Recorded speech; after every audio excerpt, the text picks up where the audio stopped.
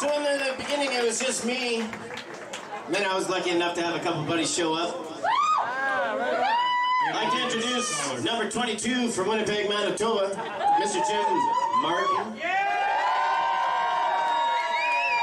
From Dane City, Ontario, number 42, Mr. Mish Lamarche. This one's called Transformer.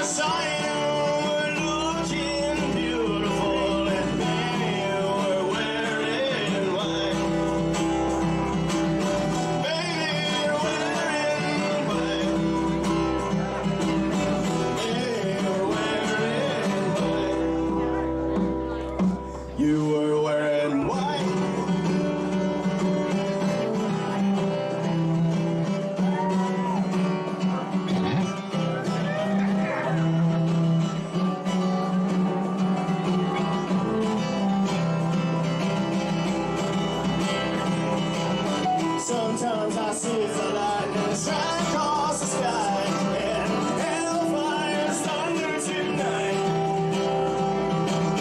Just climb on in, baby, hold you tight, and baby, we're wearing white. Baby, you're wearing white. Baby, you're wearing white. You were wearing white.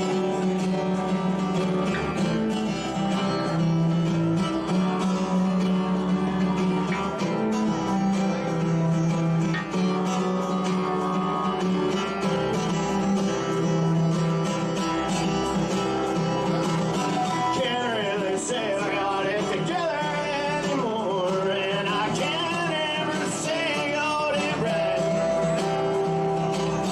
Pulling myself over your kitchen floor, and baby, we're wearing white. Baby, you're wearing white. Baby, you're wearing white.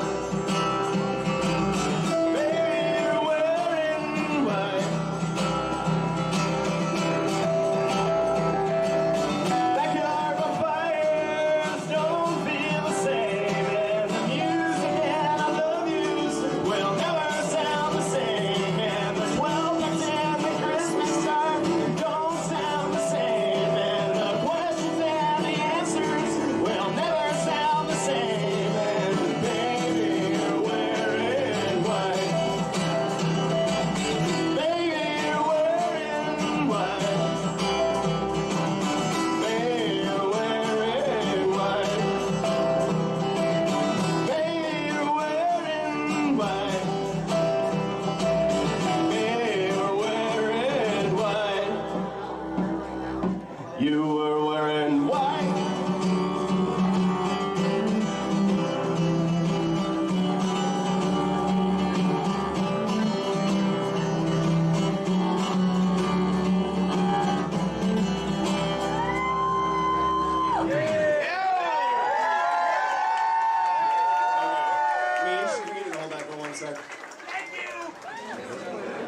Holy While we fuck, pick Jim! the tune, there's a shit.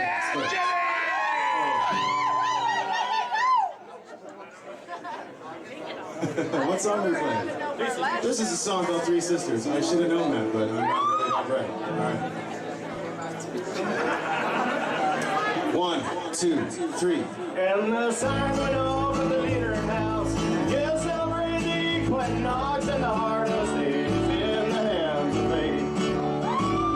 Each time I go to sleep for the last half hour, your heart I keep.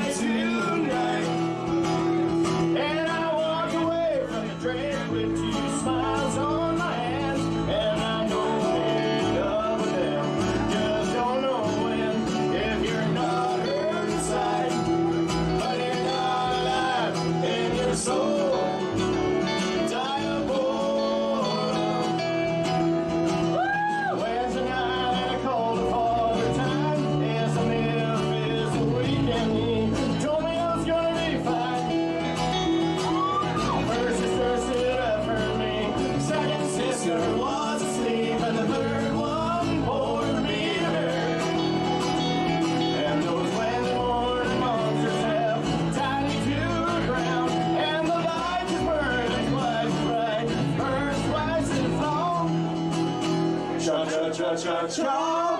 We sing. Well, happy Keith Day, baby, baby.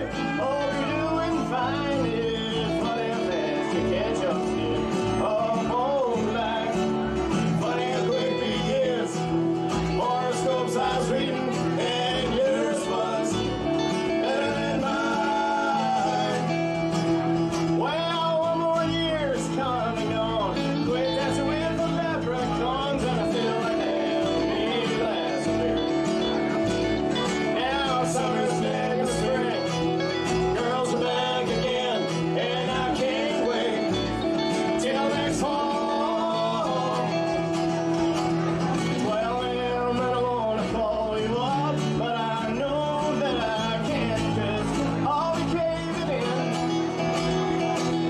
First sister stood up for me, the second sister was asleep, and the third one poured me a beer.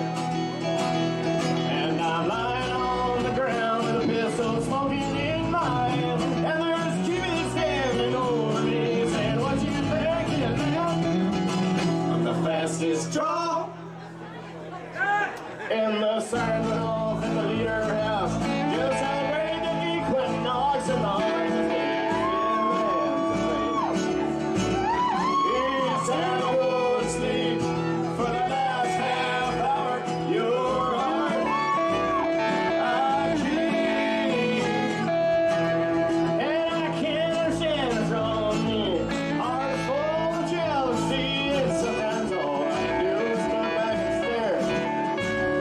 Well, I'd rather watch somebody right. No point in me getting into a fight.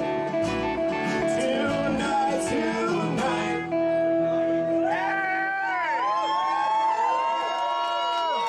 Ladies and gentlemen, we're going to be joined now by Fitz and Ralph. We may remember them from Caught Off Guard. If you know these words, you can sing along.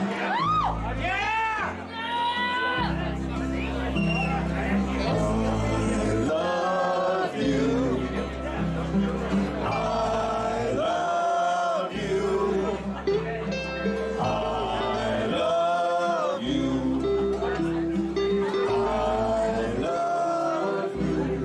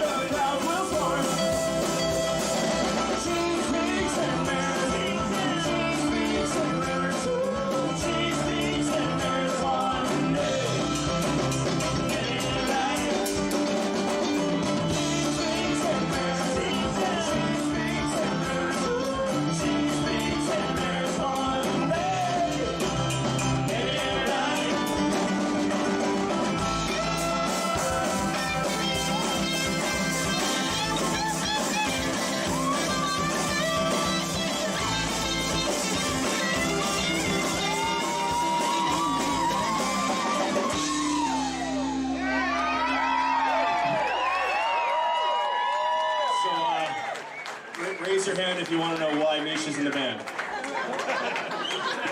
Those people up with their hands right now, they're either ironic or retarded. Just saying. Hey, where's Jesse and Raymond? I think we need Jesse and Raymond on this song. So, we evolved through the story. We got Raph, and then we got Fitzy. Then we decided to start making an album. And we got our doo-wop singers in the background here. I was actually kind of pissed off they didn't wear miniskirts. We got special Keith Morrison band miniskirts for them. They were insulted. They were too tight. The song is called Page 29. Jesse Rocks and Sean Raven, everybody. Who you will see shortly performing in the band Chicopsa. Oh my God!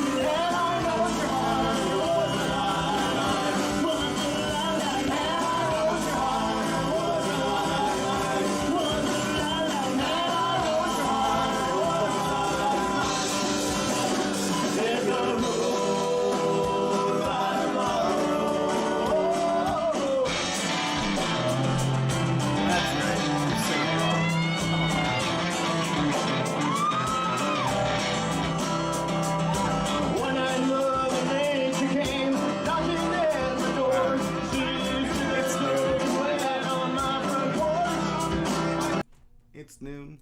It's time. Hi, everybody. It's me, your old pal, Big Ugly Jim. I'm poorly lit today because once again I'm in my basement. That's because my fridge makes noise. Terrible noise. It just hates life. It's just a bad fridge. Now I've had the same fridge for, since I moved into this house, and for the last year and a half, 2 years minimum, it's been doing this. The fan is dying. And I tell my landlord about this, and he's like, right? So, being part of the poor class, I just suck it up and keep on doing my thing. And when the sound of the fan is so loud that I can't stream upstairs, I come down here. Which is a fun place, because I've got all sorts of band gear around me, because this is where 3 bands jam. So yeah, the first thing I was going to do today was just talk about some music.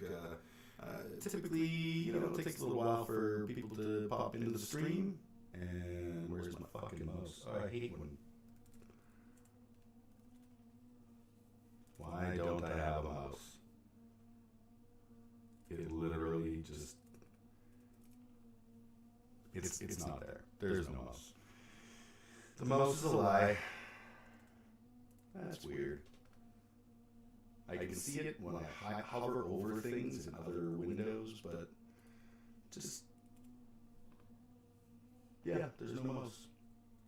Who needs a mouse? Mice? It's the coward's way. Hopefully I don't have to, like, switch scenes or anything. Okay, well, I'm just going to jump over to my notes. Not that it matters, because I can't see shit, but yeah, so here we are. And I can click this, so at least I can see what I'm doing. Sorry. Technical difficulties. It's all the rage. The kids love it these days. So yeah, I want to talk about some music stuff. Like I said, it's usually a little while before I get too many bodies on the line. I am a small stream and folk, small stream and Andy, as they say. This is not my career, and probably never will be. I'd be pretty stunned if there was a time that came up where I was like the kind of rich that I could just stream all day. Not that, you know, that you have to be, but I got kids, I got bills. It's a thing. Anyway, so yeah, I thought I'd start talking about a little bit about music and about what I love about it and all that kind of stuff. If anyone's in the chat and you want to chat music, by all means, join, type, thrill, live. So I'll start off with the early days of the Big Ugly Yammering. I was a kid who grew up in a home where my parents were both very musical. They both sang in the church choir. I am a Reformed Christian. And being in that environment was pretty fucking awesome, honestly. I really enjoyed the church when I grew up in it. The church is not the same anymore. My parents' faith has descended into the uglier side of like evangelical style Christianity, which I'm not a fan of. But the church I went to when I was a kid was like a very hippie church. Lots of like modern dance, and we had a draft dodger who was our organist. Like it was actually pretty cool. And then when I lost my faith, you know, takes its toll on one's want to be a good Christian soldier. But my parents were both heavily involved in the choir. My mom had a lovely singing voice. And she eventually decided she would go to university and use her voice as her instrument, get a degree in music education. So that started when I was in elementary school. And she did a very slow progression. I guess I couldn't have been in elementary. I must have been in junior high. I don't know. It was a slow progression. Her student teaching year was when I was in grade 10. So, yeah, it would have been elementary school. Anyways, not important. As a result, my childhood was full of all kinds of music. I think my mom's favorites would be things like, you know, easier jazz. She was a big Chuck Mangione fan, Chuck Mangione, Chick Corea, folks like that. And lots of classical music, lots of orchestral stuff. She did a major paper on Wagner, so I learned, knew all about Wagner from more than just Bugs Bunny cartoons. And it was awesome. It was fantastic. We would go to concerts all the time. Like UC would put on really, really cool jazz concerts, like at least twice a year. And there'd be vocal and orchestral jazz, and it was just a really cool way to grow up. So I grew up with a love for music, and I took piano lessons when I was really young, and I did not practice, and so my parents stopped paying for them.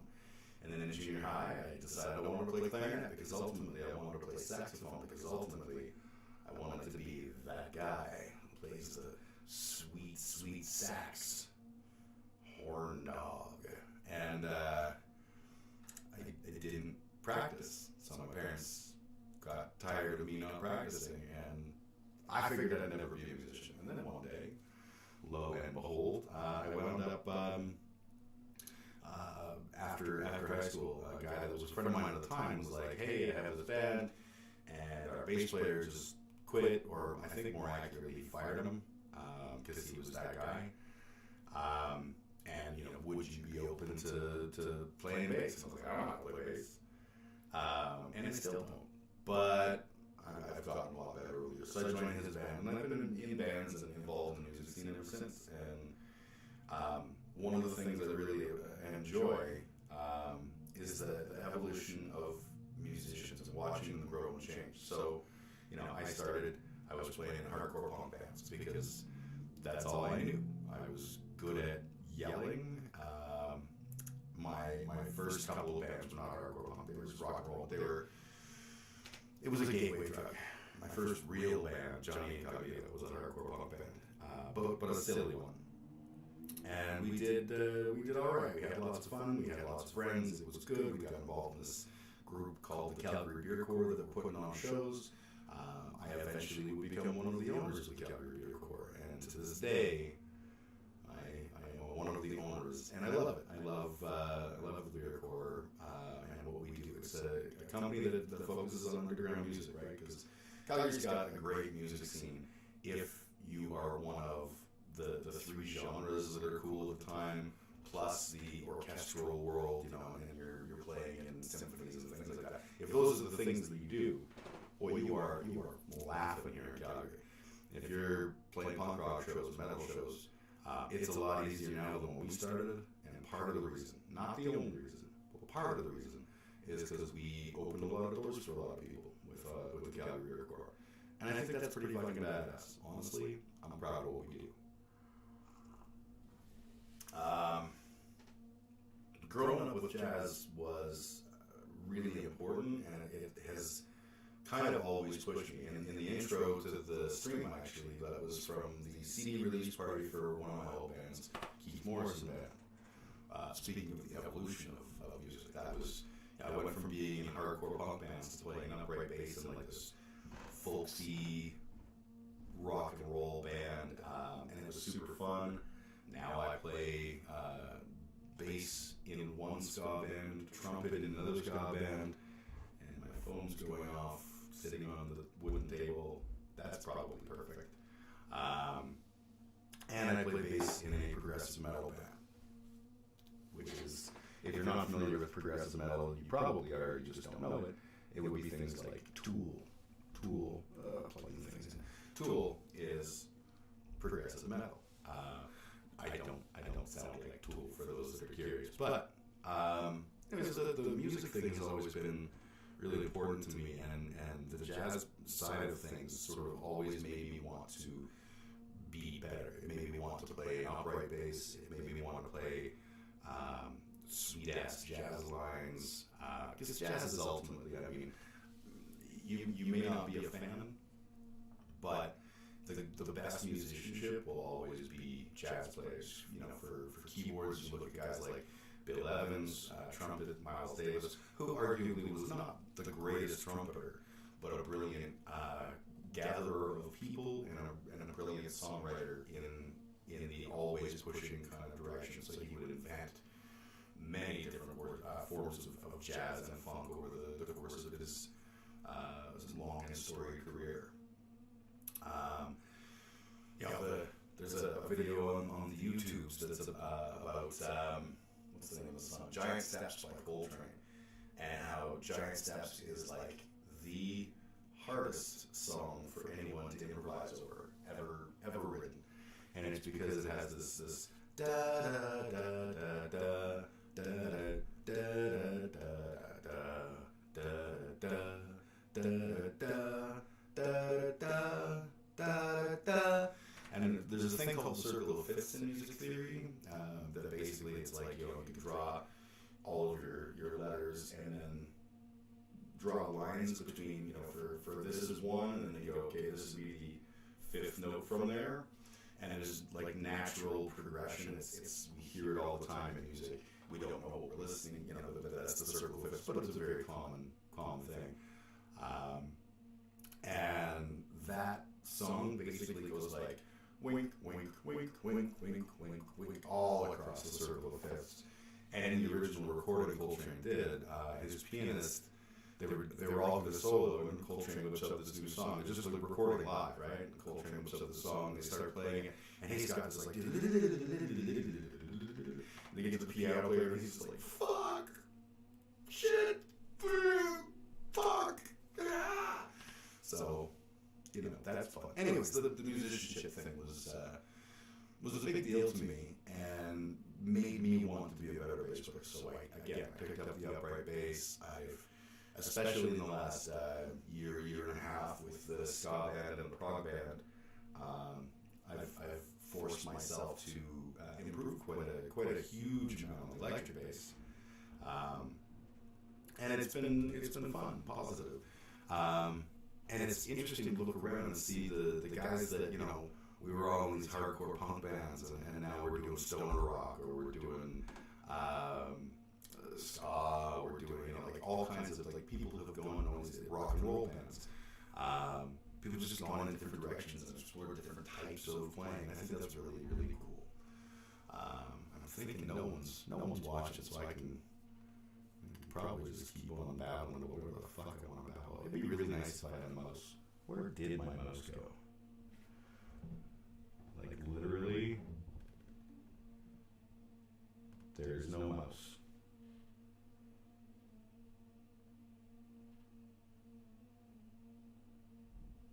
I have no idea.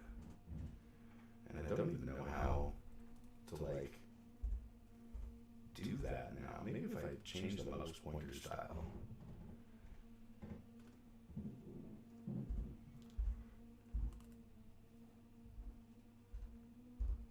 Yeah, this is really exciting for my many viewers, which would be J. Hody Moon and Ice Wizards currently. I appreciate you guys very much, and I know this is boring as shit, but literally I cannot see my mouse at all, and I have no idea why. It's fun. Anyways, fuck it. I'm just gonna pretend like I don't need a mouse to live stream. All right.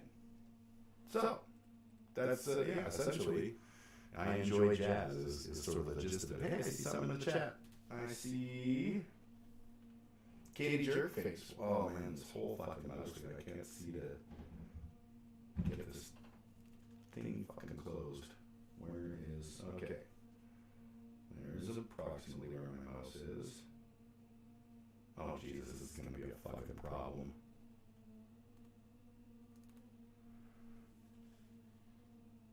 Yeah, I straight up have no idea why.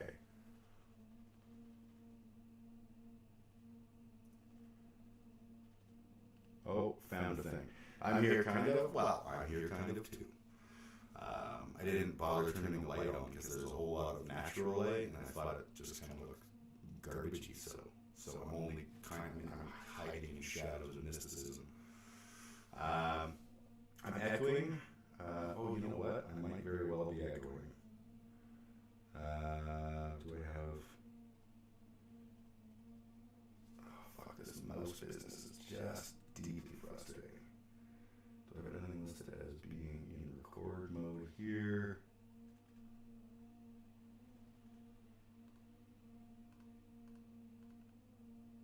No.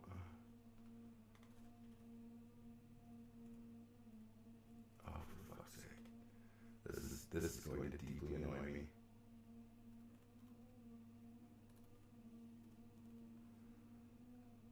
Yeah, I have no idea why my mouse decided it just didn't want to mouse anymore. Why would I be echoing? It sounds like there are probably two things picking me up. Super pro.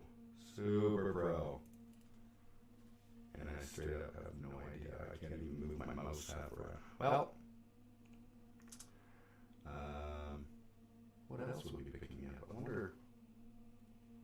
Is that better? Am I not echoing anymore? I hope I'm not echoing. I don't want to be Mr. Echo Pants. That's one thing that's for sure.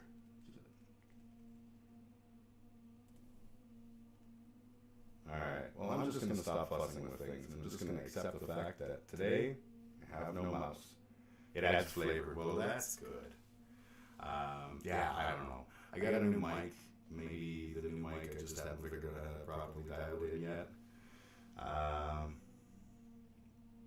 Last week it was only out of one speaker. This week it's both, but apparently causing an echo. I don't know.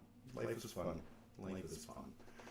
Alright, so I'm gonna switch topics, which means I'm gonna have to update my fucking text thingy, and that'll be super awesome. I want to talk about, related to music, I want to talk about Travis Scott. Let's see if I can.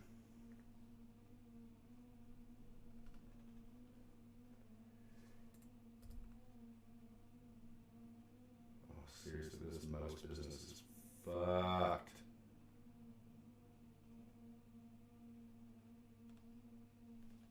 Well, screw it. We're going with talking music all day. I don't fucking know. Yeah. So, Travis Scott. So, I'm sure everyone's familiar with the whole Travis Scott. Is it Travis Scott? I think so. That whole saga of putting on a show, and is he complicit or is he at fault for people who were, I think people died, and certainly there were people who were passing out and just sort of getting hauled out of the event. And like I said, I've done music. I've done music promotion. I've put on shows big and small, mostly small, admittedly. I have never been Live Nation or anything quite so, big. But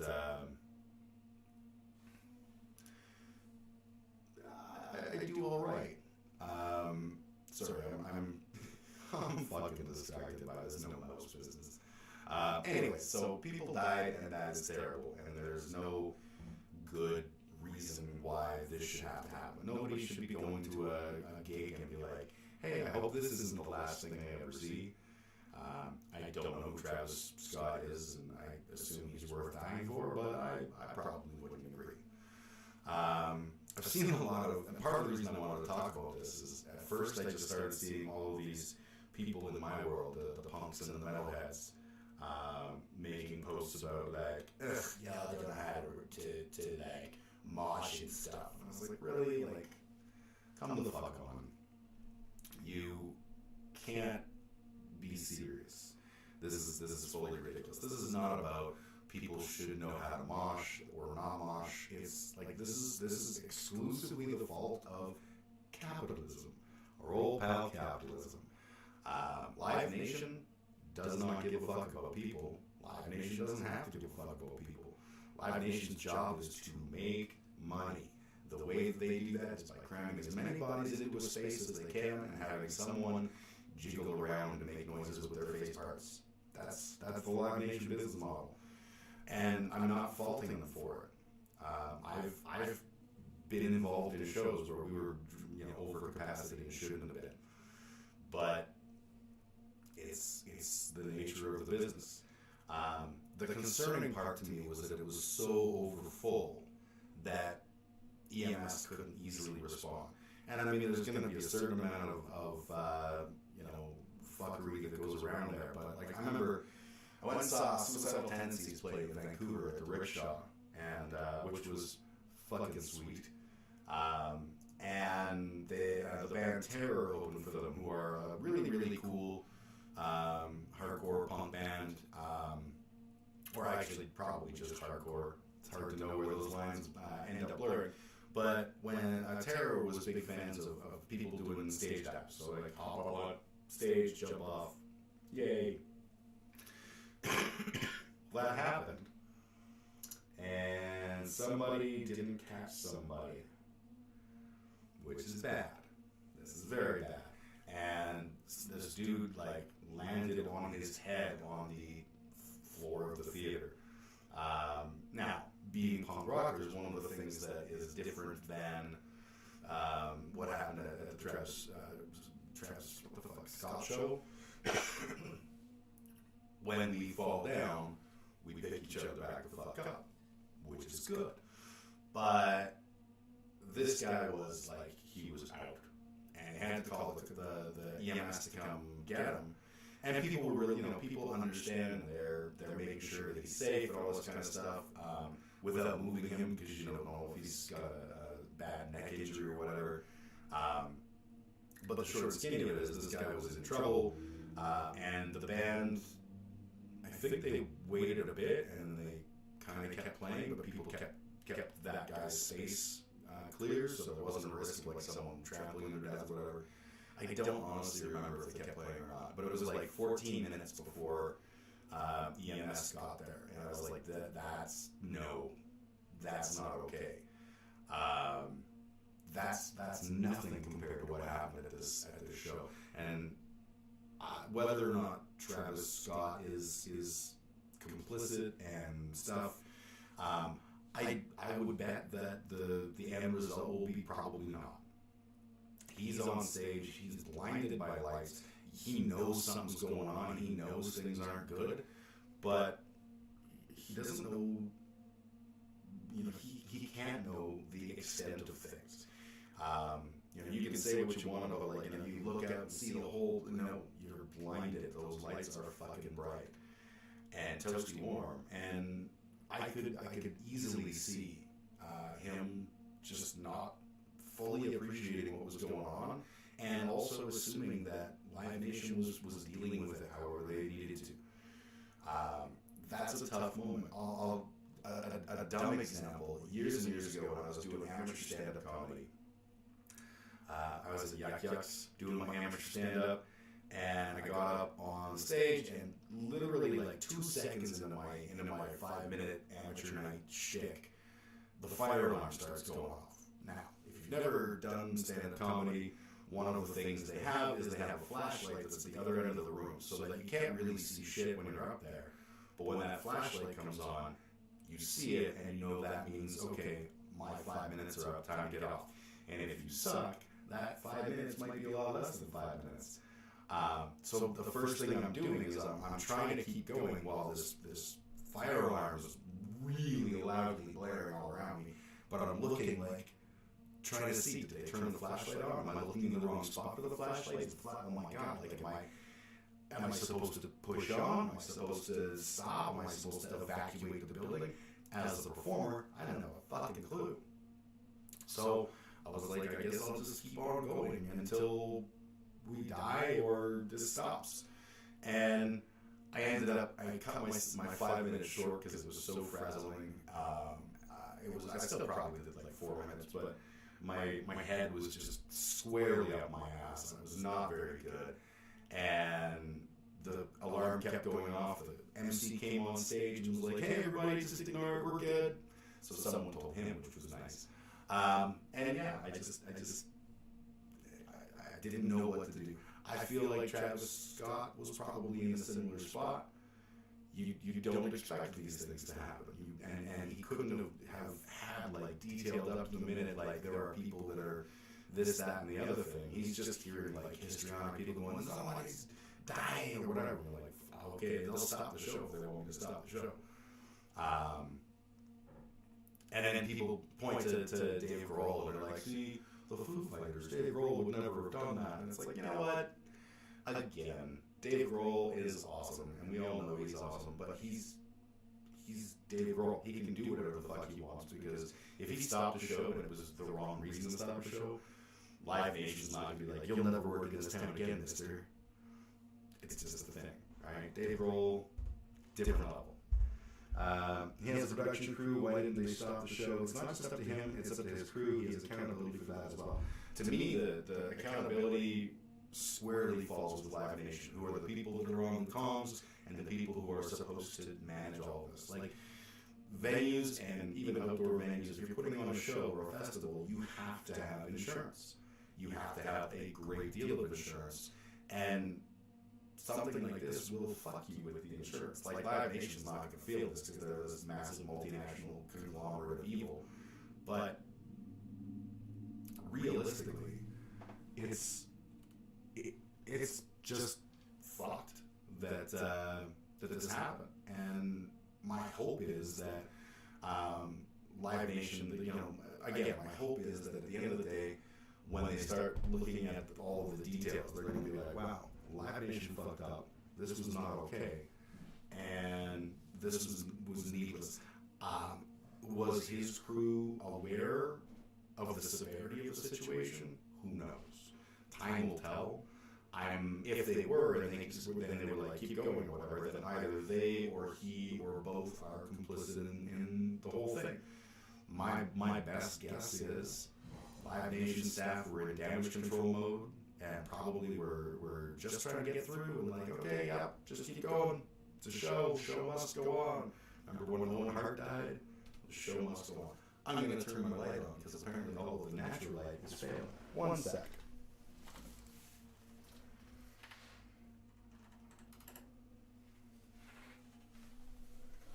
That's probably better. Probably. I don't know if seeing me is ever a good thing. Ultimately, like, I don't know who is at fault here. The real answer is capitalism. When the music industry is an industry instead of a bunch of creative people making music and supporting, getting supported by listeners, this is what happens. It's not good. It's not awesome. And I hate it, and that's why I'll never be a part of the music industry monster. But it's a corporate system that takes guys like Travis Scott and makes them superstars, and they do that strictly to make money. I get it. I'm not arguing that money bad or anything. Money is good. People should be compensated for a performance.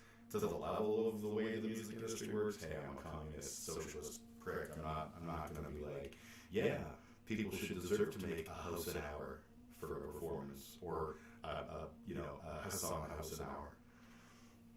9 dead, 17 in the hospital. They fucked up big time. He'll be tarnished as the face of it. The promoter will lay low. Oh yeah, and it's Live Nation who, they're such a large company that they'll weather the storm just fine. They will not feel any kind of burden or problem based on this. They're just going to be like, hey, shit happens. The show must go on. They'll do the BP oil spill thing of like, we're very sorry. We're very, very sorry. And that'll be it. Ooh, I just wondered if that is the reason why I was echoing. If the echo stopped, let me know, because I pushed a button. I'm a button pushing. I can't use a mouse today for some reason, but I can push buttons with a finger. The old trusty. Still echo? Oh, for fuck's sake. Well, this way I can hear me better, so I don't know. It's a fucking weird day for me. I got no mouse. My mouse disappeared. Is there a mic on and a headset? Oh, you know what? The mic might be picking up my headset. No, because then that would have stopped the echo. Shit, I don't know. If I turn it down on my end, maybe that'll work. Is that sounding at all better? Yeah, let me just make sure. Oh, right, mice. Okay. Is there another mic picking up audio? Can I see things when my mouse doesn't exist? Fucking hell. I genuinely don't know why my mouse is gone. This is so fucking annoying.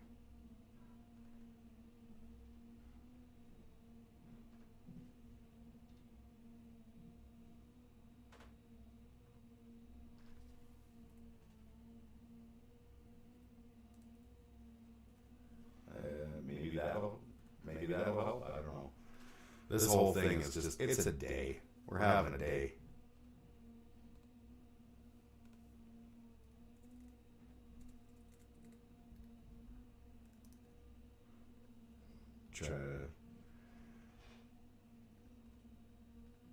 Try to have nice things. That's what I'm doing. I should not do that. Maybe I have like too much shit open or something.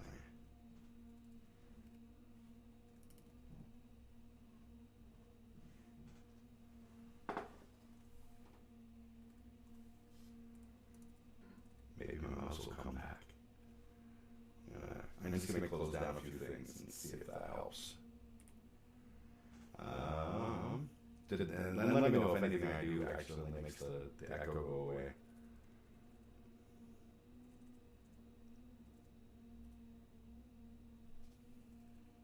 I swear this will get better. For those that are watching for the first time going, what the fuck? What the actual fuck? Yep, no mouse. Super fucking annoying. Oh well, I'll limp along. There's still some kind of feedback. Oh, hopefully not feedback. Take off headset and say something to hear anything in the room by chance. La la la la la. No. Well, there is a bit of echo in the room just because the room is acoustically that way, but maybe that's it. Out of morbid curiosity, turn off the boom mic. I can try.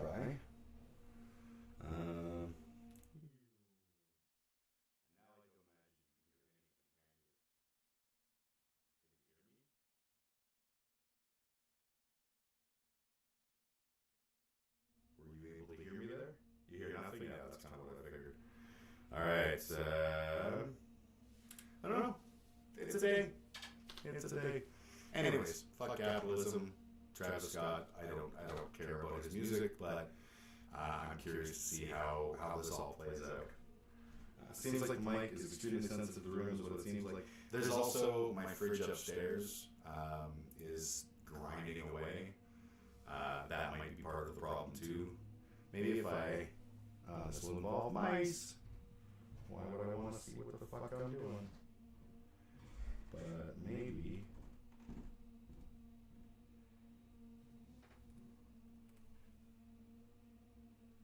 Fucking hell. This is so annoying. I imagine it's even worse for people that, like, are you. Somehow. Okay, so I'm going to take this down to there. And now where's my fucking mouse?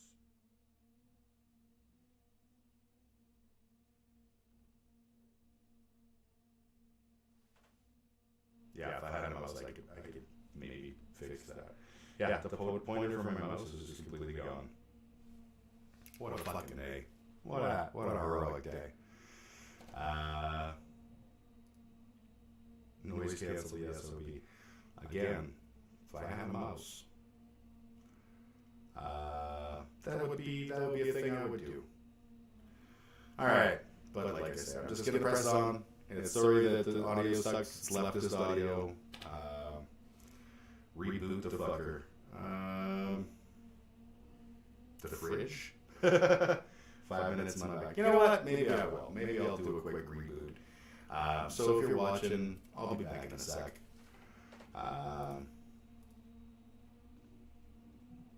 Yeah, I'm gonna do a reboot.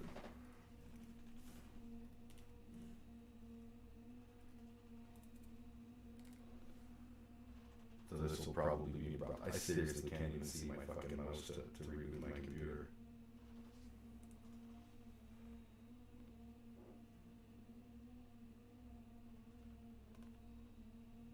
Okay, restarting.